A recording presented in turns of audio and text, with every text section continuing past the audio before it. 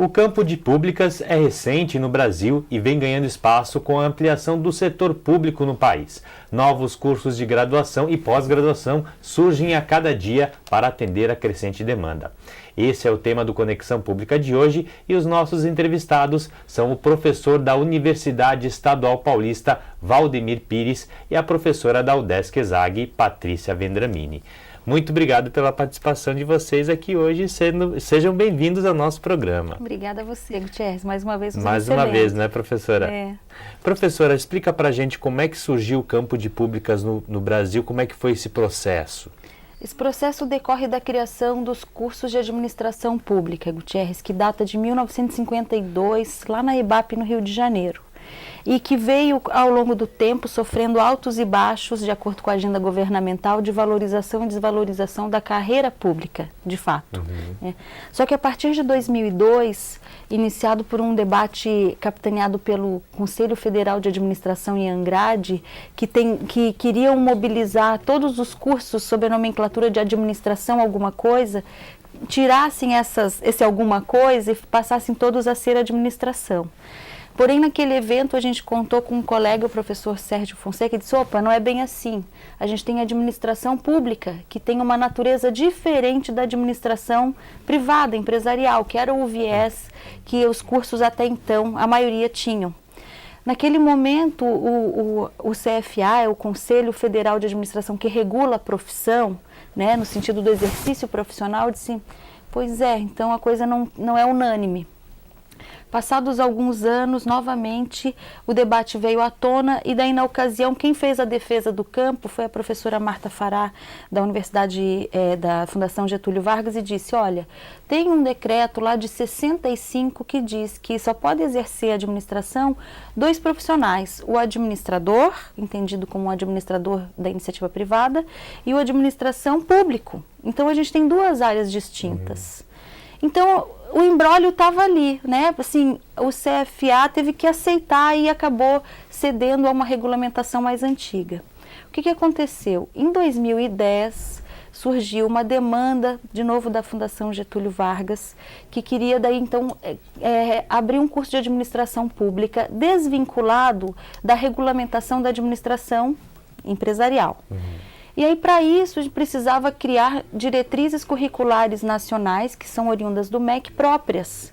Então, o MEC daí, então, chama os professores, coordenadores envolvidos aí nos cursos de administração e administração pública no Brasil, que tem, assim, em torno de 20 cursos apenas, né? Os de administração beiram os 2.000, mas os de administração pública ainda tinham um número muito módico. E diz assim, vamos criar diretrizes próprias, e ali o embate foi travado. Acontece que a administração empresarial ainda não tinha plenamente aceitado diretrizes próprias. Elas podiam até ter o curso de administração pública, mas sob a tutela da empresarial. Mas acontece que a natureza dos cursos é diversa, foram surgindo outras modalidades. Quais seriam essas principais diferenças que a senhora pode nomear para a gente? A natureza principal, Gutierrez, é a busca do lucro na administração empresarial e, no caso das públicas, o interesse pelo bem público, né? O atendimento aos serviços públicos. Isso, nosso métier é esse, né? A gente tem que muitas vezes trabalhar, entre aspas, assim, com algum prejuízo ou sem a rentabilidade das empresas privadas para atender o interesse social. Então, essa natureza, o interesse republicano da coisa pública já diverge daí no modo de trabalho. E o profissional que ele vai atuar nessa área pública, ele precisa de uma formação diferenciada do profissional formado em administração empresarial? Isso, porque ele tem todo um aparato tanto teórico, metodológico, que vai impactar nas suas decisões. Ele tem que respeitar uma legislação de forma mais rígida, ele tem que buscar desenvolver soluções que são para o interesse coletivo e são muito mais complexas do que os nichos de mercado da empresarial. Então, ele acaba tendo que lidar com variáveis mais amplas, mais diversas do que as empresas privadas. Professor Valdemir Pires está em Florianópolis, né? Mas na verdade é professor da Universidade Estadual Paulista. Eu queria saber do senhor, o curso da área de públicas, foi desmembrado da administração empresarial e surgiu então a administração pública, mas daí surgiram outros cursos de graduação. Quais seriam esses outros cursos que estão surgindo cada dia que passa?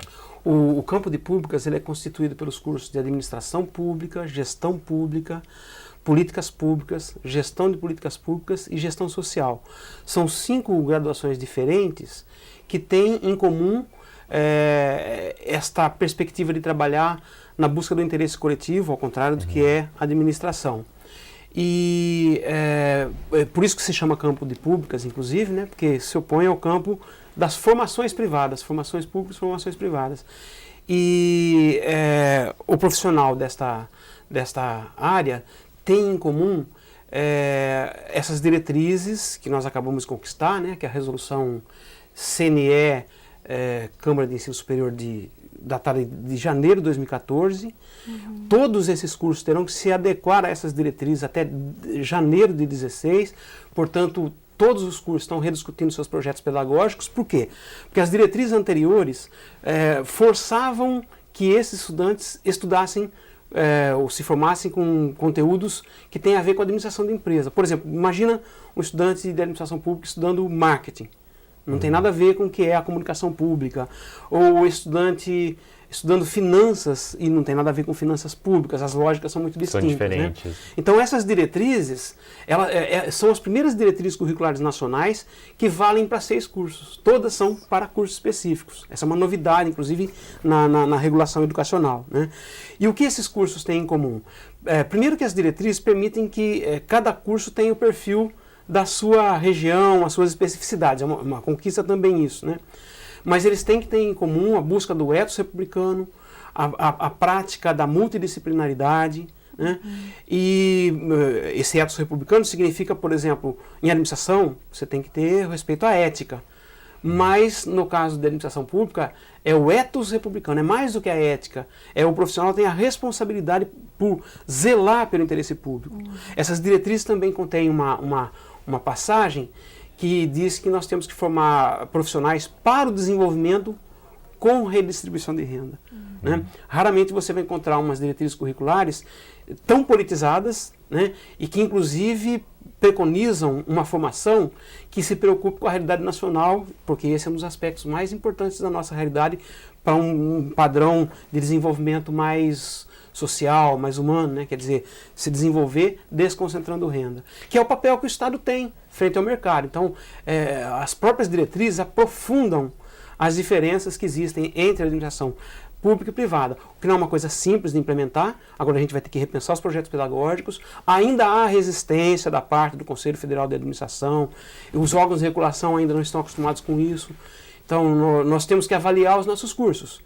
Antes era avaliado com parâmetros de administração. Agora nós estamos construindo os parâmetros novos. E nessa construção ainda acontecem problemas. Por exemplo, os nossos cursos as últimas avaliações com visitas de profissionais, ainda nós temos recebido administradores de empresa. E essa a luta mais imediata nossa agora é resolver isso. Como é que você pode ter uma nova formação e os velhos avaliadores avaliando os nossos cursos? Com certeza essas diretrizes são um passo importante aí para a consolidação do profissional na área de públicas, né? Infelizmente o tempo do primeiro bloco chegou ao fim, vou pedir um pequeno intervalo e nós voltamos em instantes. Até já!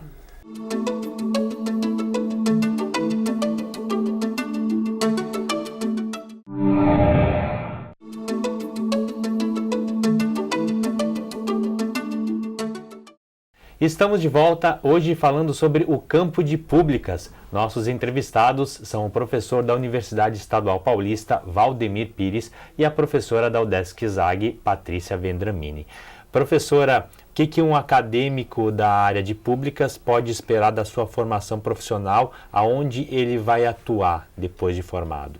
Ele tem inúmeras possibilidades, Gutierrez. O nosso trabalho maior em sala de aula tem sido justamente esse, quebrar uma vinculação imediata, direta, que os acadêmicos fazem dependendo apenas de concurso público. sabe? Eles acabam achando que essa é a primeira e às vezes única opção. Talvez por comodismo, por desconhecimento, por falta de coragem, às vezes, de encontrar novas áreas, mas ainda eles se pautam muito na busca dos cargos mais estáveis, mais consolidados. Querendo ou não, a carreira pública se pautou muito na carreira de Estado, né? E há outras possibilidades. Então, o que a gente vem fazendo é mostrando que existem boas experiências, inclusive de egressos nossos que têm atuado tanto na iniciativa privada quanto organizações sem fins lucrativos, trabalhando com projetos, desenvolvendo novas parcerias e fazendo o que é o foco, né? Que é desenvolvendo ali serviços públicos ou serviços sociais que façam com que a população tenha uma qualidade de vida melhor. Quais seriam essas experiências de atuação alternativas, digamos assim? Bom, eu vou aproveitar um exemplo recente. Hoje de manhã a gente teve um encontro com 2 egressos e um teve uma trajetória junto ao governo como um cargo comissionado, que ele acabou tendo iniciativas assim muito bacanas, mas que foram cortadas durante o processo, então ele não conseguiu concluir. O que a gente vê é que a vinculação deles, mantendo com áreas de pesquisa com a universidade, os fazem ter interesse pela área acadêmica, como também formadores de profissionais que atuam no governo ou com o governo. Então a gente nota assim que os egressos que desenvolveram alguma pesquisa, né, uma linha de atuação mais de investigador, ele vai poder ter um background, uma bagagem maior para de repente se tornar um professor na área acadêmica mesmo. O profissional da área de públicas pode atuar inclusive em empresas privadas. Isso. Como é que funciona essa atuação? O governo, né, ele acaba sendo um dos grandes consumidores do país, né, tanto na contratação da iniciativa privada, fornecendo ali tanto produtos quanto serviços, recebendo esses produtos e serviços para oferta dos serviços públicos. Então a gente vê que o profissional acaba podendo fazer essa interlocução com o governo de forma mais fluida, de forma mais dinâmica do que quem não conhece a estrutura governamental, a estrutura de Estado, as regulamentações, né, e esses trâmites mais burocráticos. Professor Pires, o campo de públicas, então, ele é recente no Brasil, mas já é possível perceber algumas modificações na área governamental, no ingresso de profissionais formados no campo de públicas? Olha, aí está um grande nó a desatar, porque é uma feliz coincidência que o país esteja retomando sua capacidade de desenvolvimento desde 2003, né? Nós tivemos períodos difíceis na nossa economia, hoje nós somos uma economia que está se sustentando, né? O seu crescimento está sendo razoável frente ao que está acontecendo no mundo, e o governo tem tido um papel muito importante, né? E a crise financeira internacional jogou por terra toda aquela lógica de que a administração tinha que ser dentro de um princípio privado, mais de eficiência só, com redução de pessoal, com diminuição do tamanho do Estado. Isso está superado e tanto teoricamente nós temos um momento que o Estado está sendo repensado, como no Brasil o Estado foi retomado, muitos cargos, carreiras públicas, e isso é uma feliz coincidência que tem acontecido junto ao crescimento da oferta de profissionais. Apesar disso ser visível por nós do campo, não é ainda para a sociedade e nem para os governos. Por exemplo, só para dar um exemplo aqui na Casa Legislativa, um dos grandes desafios contemporâneos da democracia e para o desenvolvimento com democracia é que o Poder Legislativo tenha maior intervenção sobre o controle do orçamento. E um dos requisitos fundamentais para fazer isso é que as casas legislativas tenham um amparo técnico, porque o deputado formados com essa competência. Com esse conhecimento. Exatamente. Né? Porque cada deputado não é obrigado a conhecer do orçamento, ele tem que ler o que a sociedade quer e transformar em legislação. Nessas questões orçamentárias, que são complexas tecnicamente e até cientificamente, é preciso de amparo. Então, trazer para dentro da Casa Legislativa um olhar capacitado para que o legislador consiga atuar melhor no orçamento é uma demanda absoluta no nosso país, no nível estadual e no municipal mais ainda. Exatamente. No nível federal, nós somos exemplo nessa área, embora ainda seja insuficiente, né? Então, só para dar um exemplo de como a própria sociedade não está percebendo as oportunidades, né? Montar uma estrutura no legislativo que permita fazer isso. O executivo já fez, já tem carreiras, vários estados estão fazendo, né?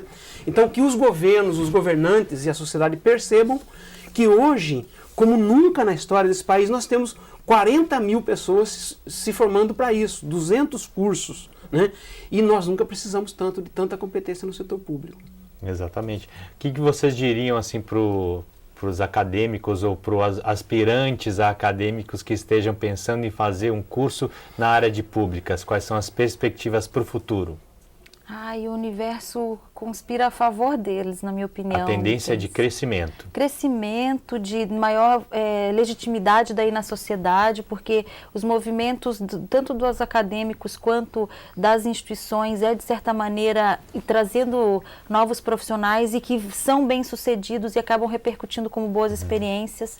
Né? Então, eles têm o universo pela frente, assim. Acho que vai muito dessa ousadia em testando, experimentando onde que eu consigo me identificar com o serviço que eu gosto mais de desenvolver e eles apostarem, sabe? Terem coragem de apostar nesse futuro ainda incerto, mas promissor. Isso tem tudo a ver também com a demanda da sociedade por serviços públicos mais eficientes. Isso demanda também profissionais formados na área pública. Todo aquele ímpeto das manifestações de junho do ano passado, a gente pode materializar a partir desse profissional que tem a capacidade de organizar essas demandas, de implementar soluções inovadoras para a gestão pública, né, que precisam aí de profissionais mais hábeis dentro desses problemas tão complexos que a gente vive. Exatamente. Bom, agradeço muito a participação. Infelizmente o tempo passa rápido, né? Muito. Acaba o programa, a gente não consegue falar tudo o que precisa. Agradeço novamente a participação de vocês aqui hoje. Eu que agradeço, agradecemos aí essa oportunidade. Prazer. E o Conexão Pública vai ficando por aqui. Nós voltamos na semana que vem. Até lá.